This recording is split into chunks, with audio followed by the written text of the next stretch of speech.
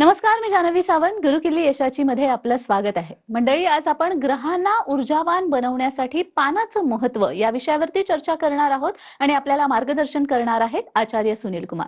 आचार्यजी, कार्यक्रमात खूप खूप स्वागत. खूप खूप धन्यवाद, खूप खूप आशीर्वाद. तर चर्चेला सुरुवात करण्याआधी मी आचार्यजींची थोडक्यात ओळख करून देते. आचार्य सुनील कुमार हे गेली 22 वर्ष भाग्य परिवर्तनच्या माध्यमातून घरातील प्रत्येक अडचणींवर योग्य आणि फलदायी मार्ग दाखवत आलेले असल्यामुळे संपूर्ण महाराष्ट्रासह अमेरिकेत, कॅलिफोर्निया, दुबई पासून देशात दिल्ली, गुडगाव, हैदराबाद, गोवा, इंदौर आणि महाराष्ट्रामध्ये छत्रपती संभाजीनगर, पुणे, नाशिक, मुंबई इथे त्यांची सेंटर्स आहेत. आपणास आपल्या कुठल्याही प्रकारच्या समस्यांवर हमखास उपाय हवा असल्यास स्क्रीनवर दिलेल्या फोन नंबरवर संपर्क साधून आपलं शंका निरसन करून घेऊ शकता. चला तर मग चर्चेला सुरुवात करूया. आज आपण विड्याच्या पानांचं महत्त्व याविषयी बोलतोय. तर मुळात या पानामध्ये देवी देवतांचं स्थान आहे असं म्हटलं जातं. तर नेमकं कोणत्या देवी देवतांचं स्थान या पानामध्ये असतं? सगळ्यात पहिला तर तुम्हाला सांगतो की ज्या पानाबद्दल तुम्ही विचारलं तो पान साक्षात ईश्वरचा प्रारूप आहे आणि त्याच्यामध्ये भगवान विष्णू, महादेव, महालक्ष्मी, ज्येष्ठ लक्ष्मी, सूर्य या देवी देवतांचा निवास आहे आणि सोबत मा सरस्वतीचा पण निवास आहे. म्हणजे हे सगळे देवी देवता तिथं वास करत आहे. म्हणून हा पान काही सामान्य पान नाही आहे. आणि जे आपला आज विषय आहे की ग्रह कसं प्रसन्न होणार, तर मी तुम्हाला सांगतो देवी देवतांना पण जर पानवर तुम्ही नैवेद्य ठेवून तुम्ही अर्पित केला ते खूप प्रसन्न होऊन तुम्हाला आशीर्वाद देत आहे. ग्रहांना पण तुम्ही जेव्हा अर्पित करताय तर तुमचे ग्रह ऊर्जावान होत आहे. आणि जे मी तुम्हाला सांगितलं की साक्षात भगवान विष्णू आणि महालक्ष्मीचा वास आहे तिथं, तर निश्चितपणे हा पान काही सामान्य पान नाही आहे. हा साक्षात दैव पान आहे. आणि तुम्ही जर देवतांना ग्रहांना तुम्ही अर्पित करत असेल तर निश्चितपणे तुमचे ग्रहांमध्ये एक वेगळी ऊर्जाचा वातावरण निर्माण होणार. निश्चितच हे पान चढवल्यामुळे ग्रहांना ऊर्जा मिळते असं तुम्ही म्हणालात. या ग्रहांना ऊर्जावान करण्यासाठी देवी देवतांना हे पान चढवलं जातं. याचा खरंच आपल्या भविष्यावर काही परिणाम होतो का? हो, निश्चितपणे परिणाम होतो. कारण की जे पान ते देवी देवतांना अतिप्रिय आहे आणि त्याला आपण म्हणतात पुष्टीकारक. म्हणजे तुम्ही सगळं काही चढवलं आणि पान जर तुम्ही नाही चढवलं तर पुष्टी होत नाही. देवता पुष्ट होत आहे, ग्रह पुष्ट होत आहे. ते तुष्टी आणि पुष्टी हे जर दोन्ही तुम्हाला पाहिजे तर पानाच्या महत्व पूजामध्ये खूप जास्त आहेत. आणि ज्या लोकांना शनी पीडा लागली, राहू पीडा लागली, केतू पीडा लागली, अजून ग्रहांची जर पीडा लागली तर आम्ही पण लोकांना सांगतोय की तुम्ही महादेववर तुम्ही पान अर्पित करा. भगवान विष्णू, माँ लक्ष्मी, कितीही भयंकर दारिद्र्य जर घरात असेल तर साक्षात लक्ष्मी नारायणला जर तुम्ही पानावर तुम्ही नैवेद्य किंवा पानावर अक्षत सोबत तुम्ही जर सुपारी चढवली तर निश्चितपणे माँ लक्ष्मी तुम्हाला आशीर्वाद देते. आणि सोबत लवंग आणि इलायची ते साक्षात रिद्धी सिद्धिकारक. तर पानावर तुम्ही सुपारी सोबत लवंग आणि इलायची हे पण तुम्ही चढवा. आणि जे षोडशोपचार पूजा आहे ना, ते षोडशोपचार पूजामध्ये पान, लवंग, सुपारी, इलायची यांचं महत्व आहे. षोडशोपचार विधीमध्ये त्याचं खूप महत्व आहे. तर निश्चित तुमच्या भविष्यावर याचा खूप चांगला परिणाम होतोय. अगदीच. पानाचं महत्त्व हे पितरांसाठी सुद्धा खूप मानलं जातं. तर खरंच याने पितृ शांत होतात का? पितर शांत होतात का? हो, जसं मी सांगितलं की त्याच्यामध्ये तुष्टी आणि पुष्टी हे दोन्ही आहेत. म्हणजे तुम्ही पितरांना जेवण घातलं आणि जेवण घालताना सगळं वस्त्र, दक्षिणा, ब्राह्मण, ब्रह्मभोज हे सगळं केलं, पण तुम्ही जर ब्राह्मणाला जाताना तुम्ही तांबूळ नाही दिला ना तर तो नैवेद्य पूर्ण होत नाही. आणि जे आपले जिथं जिथं आपण त्यांच्यासाठी नैवेद्य ठेवतो, आपण पिंपलाच्या खाली, आपला देवघरासमोर, जिथं जिथं तुम्ही नैवेद्य ठेवता तिथं तांबूल, गोड तांबूल नक्कीच ठेवला पाहिजे. कारण त्याशिवाय पितरांची पुष्टीच होत नाही.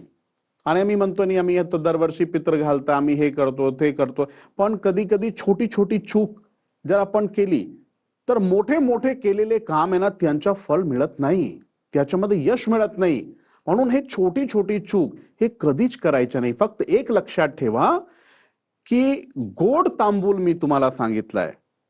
खूप काही लोक काय करताय की आमचे जे आजोबा होते त्यांना जे तंबाखूचे जे पान होतं ते त्यांना खूप आवडायचं, म्हणून त्याच्यामध्ये आपण ते तंबाखू नाही, हे चुकीचं आहे. असं करायचं नाही. जेव्हा आपण पितरांना किंवा देवी देवतांना आपण तांबूल इत्यादीच्या जेव्हा भोग लावतो ना, त्याच्यामध्ये तंबाखू किंवा कोणताही तामसिक पदार्थ टाकायचे नाही. फक्त तांबूल म्हणजे तांबूल. गोड तांबूल तुम्ही नैवेद्यात ठेवा तर पितरांची पुष्टी होणार आणि ते तुम्हाला खूप आशीर्वाद देणार. निश्चितच. पितरांच्या बाबतीत तुम्ही सांगितलं, देवी देवतांना सुद्धा हे पान चढवलं जातं, विडा चढवला जातो. यावेळी त्यामध्ये काय घातलं पाहिजे? ते मसाला पान असलं पाहिजे का की साधं पान असलं पाहिजे? निश्चितपणे बघा, तुम्ही जेव्हा देवी देवतांना तुम्ही प्रसन्न करताय, तुम्ही पान तुम्ही त्यांना अर्पित करताय, अर्पित करताना एक लक्षात ठेवला पाहिजे की तुम्ही त्याच्यावरती अक्षत, सुपारी, इलायची आणि लवंग हे तुम्ही ठेवून आणि तुम्ही अर्पित करू शकतात. खूप काही लोक काय करताय की जे पान त्याला एकदम प्रॉपर तांबूल बनवून, म्हणजे त्याच्यामध्ये गुलकंद पण टाकताय. जसं हनुमानजीचा भोग लावायचे तुम्हाला, तर सगळ्यांना माहिती आहे की शनिवारी आणि मंगळवारी हनुमानजीला जर तुम्ही तांबूलच्या नैवेद्य चढवलं ते खूप प्रसन्न होतं आणि तुम्हाला खूप आशीर्वाद देत आहे.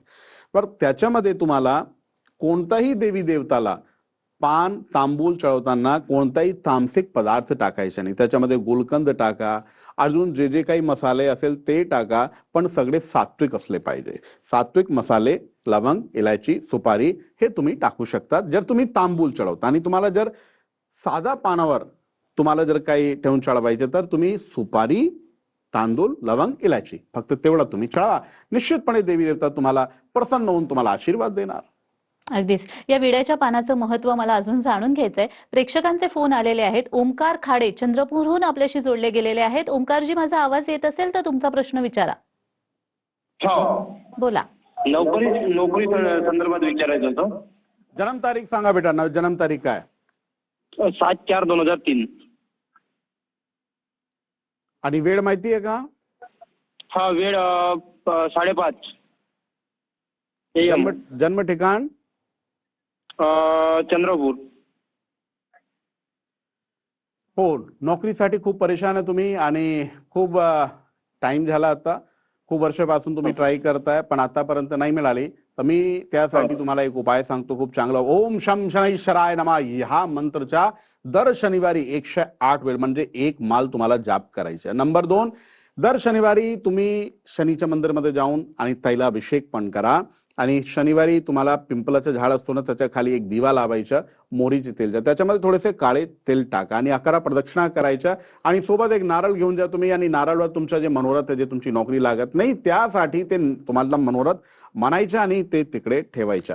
आणि असं केलं ना तर मी तुम्हाला सांगतो अप्रैलच्या आधी तुमची नोकरी 100% लागणार. काही काळजी करू नका. आणि 16 जानेवारी पासून हा योग चालू आहे. आता कधी पण तुम्हाला नोकरी भेटेल. आणि जे काही तुम्हाला अडचणी वगैरे जे काही येतात त्यासाठी मी उपाय सांगितला, करा तेवढा. खूप खूप आशीर्वाद. ओमकार खाडे यांच्या समस्येवर त्यांना समाधान मिळालेलं आहे. तुम्हालाही जर अशा काही समस्या असतील तर स्क्रीनवर दिलेल्या फोन नंबरवर नक्की संपर्क करा. आचार्यजी, आपण बघतो जेव्हा माणसं पान खात असतात, विडा खात असतात, तेव्हा पुढचा भाग कट करतात, मागचा भाग कट करतात. तर जेव्हा आपण देवाला हे पान चढवतो किंवा विडा चढवतो त्यावेळी तसंच केलं पाहिजे का नाही केलं पाहिजे? एकदम बरोबर बोलतात. खूप काही पूजांमध्ये जेव्हा जसं काही अनुष्ठान चालू आहे, हा तुम्ही एकदम नीटपणे ऐका, हा प्रश्न तुमचा खूप जबरदस्त आहे. जेव्हा अनुष्ठान चालू, अनुष्ठानमध्ये आपण काय करतो, अखंड पान चढवतो. म्हणजे जर तुम्हाला पानावर तुम्हाला जसं गुलकंद वगैरे तांबूल तुम्हाला काही टाकायचं नाही, तांबूल बनवायचं नाही, तर तुम्ही जर नाहीही तोडलं तरी चालतं, काही प्रॉब्लेम नाहीये. अनुष्ठानमध्ये पण चालतं. पण जेव्हा आपण तांबूल म्हणून त्यांना जर अर्पित करायचं तर अग्रभाग आणि जे डंठलचा भाग जे आहेत ते दोन्हीही भाग थोडे कट केले पाहिजे. आणि तुम्ही जर कट करूनही जर तुम्ही देवांना अर्पित केला तरी चालतं, त्याच्यामध्ये काहीही अडचण नाहीये. फक्त लक्ष ठेवा की जेव्हा तुम्ही हे पान चढवताय ना तेव्हा आपला जे काही मनोरथ आहे, तुम्ही मनोरथ बोलून जर तुम्ही पान अर्पित केला तर तुमचा मनोरथ खूप लवकर पूर्ण होता आणि देवी देवता खूप प्रसन्न होऊन तुम्हाला आशीर्वाद देतात. अगदीच. आचार्यजी, बऱ्याच पानांमध्ये छिद्र पडलेली असतात, त्याच्यावरती डाग असतात, किंवा किडीने खाल्लेले असतात. तर अशी पानं ही यासाठी वापरली गेली तर चालतात का? नाही, ते एकदम चालणार नाही, कारण की त्याला म्हणतो आपण खंडित पान. म्हणजे ते खंडित झाला. आता काय मधला भाग आहे तिथं पूर्ण लक्ष्मीचा वास आहे, अग्रभाग आहे ज्येष्ठ लक्ष्मीचा वास आहे, भगवान शंकरचा वास आहे. जर कुठेही छिद्र पडलं किंवा जे डाग वगैरे पाडले तर त्याला आपण काही शुभ म्हणत नाही, म्हणून ते एकदम चढवायचे नाही.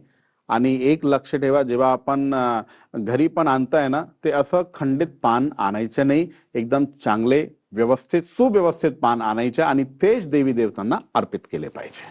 निश्चितच या विड्याच्या पानांचं महत्त्व मला अजून जाणून घ्यायचंय. मात्र वेळ झालेली एका छोट्याशा विश्रांतीची. कुठेही जाऊ नका, पाहत रहा गुरु किल्ली यशाची.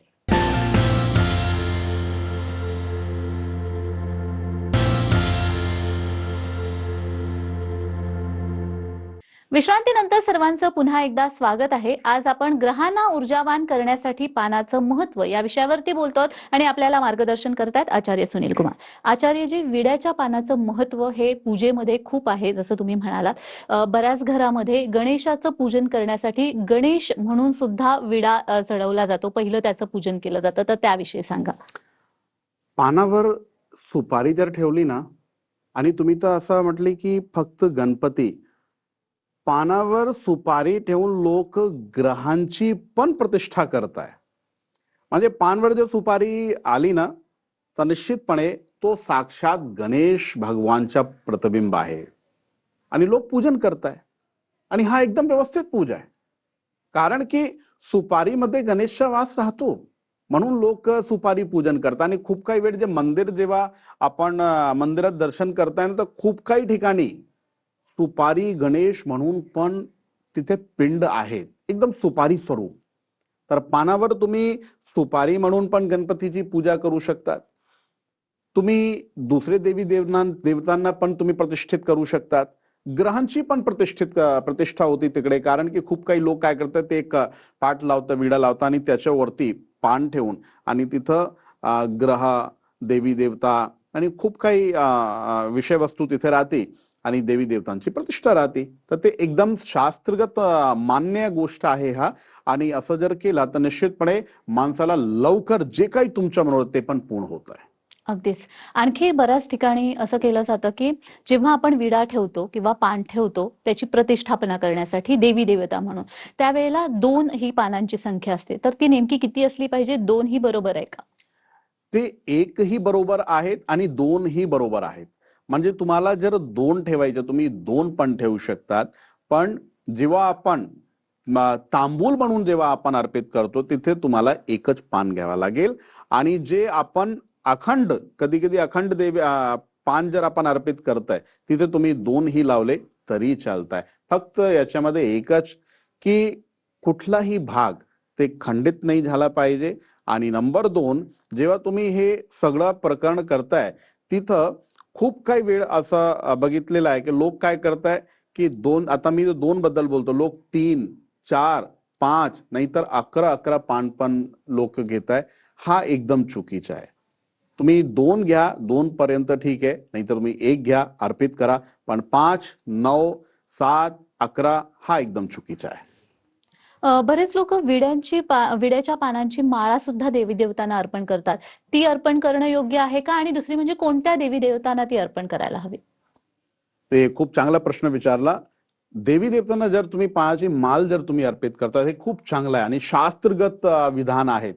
निश्चितपणे तुम्ही गणपतीला, महादेवला, भगवान विष्णू, माँ लक्ष्मी या लोकांना जर तुम्ही हा माल अर्पित केली ना, ते लवकर प्रसन्न होतं. आणि एक सांगतो मी तुम्हाला, खूप काही लोकांना हे माहिती नाही की त्याच्यामध्ये सूर्यग्रहाचा पण वास असतो. आणि तुमचे जे ग्रह, म्हणजे जर तुम्ही पान दान करताय, तुम्ही काही ब्राह्मण लोकांना, आचार्य लोकांना तुम्ही जेव्हा दान करताय, तो तुमचा शुक्र खूप प्रबल असतो. घरात सुख, प्रेम, नवरा बायकोमध्ये प्रेम वाढतो, शांतता वाढते. आणि जर तुमची कुंडलीमध्ये राहू दोष, केतू दोष, शनी दोष जर लागलेला आहे, तर जर तुम्ही पानाची माल शनिदेववर, महादेवच्या पिंडवर जर तुम्ही चढवली तर राहू शांती, केतू शांती, शनी शांती पण होते. म्हणजे तुमची कुंडलीमध्ये कितीही मोठे जर काही कारावासचे योग आले, काही दुर्घटनाचे योग आले, अकालिक मृत्यूची भीती आली, तर या कंडिशनमध्ये जे राहू ग्रह ते निश्चितपणे तुमच्या फेवरमध्ये येणार. काय करायचं? फक्त तेवढा एक पानाची माल तुम्ही स्वतःच्या हाताने बनवून घ्या आणि महादेवच्या पिंडवर अर्पित करा. कोणकोणत्या देवी देवतांना ही पानाची माळा चढवली पाहिजे हे तुम्ही सांगितलं, पण त्याचे काही पर्टिक्युलर दिवस असतात की या दिवशी या देवतेला पानाची माळा चढवली पाहिजे? हो, जर तुम्हाला महादेवला अर्पित करायचं तर तुम्ही सोमवारी अर्पित करा आणि प्रदोषला अर्पित करा, अमावस्येला अर्पित करा, पौर्णिमेला अर्पित करा.